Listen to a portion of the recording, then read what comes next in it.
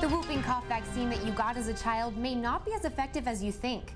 As 11 News reporter Julianne Horsley shows us, it may have people heading back to the doctor's office.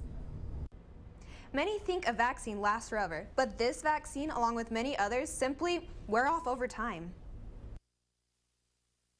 The flu has met its competitor for this year, whooping cough. It's a highly contagious disease that causes upper respiratory problems, sometimes leading to death. It causes severe coughing spasms. You can't seem to get your breath.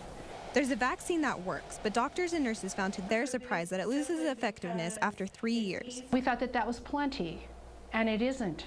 And so we've discovered that because over time, all vaccines, the effectiveness of them starts to not become as good, that our body needs a booster to raise our immune system up to fight. Recent outbreaks have people getting boosters so they and others don't catch the disease, especially those with weaker immune systems.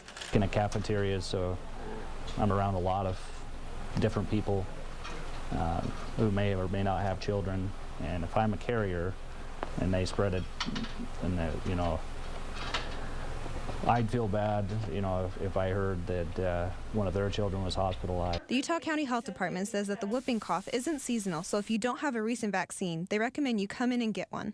I know it's hard for people to come here, and sometimes they're hard to afford, but it's something you'd rather be safe than sorry. The Utah County Health Department says it's painless and you can get it along with your other vaccinations like the flu.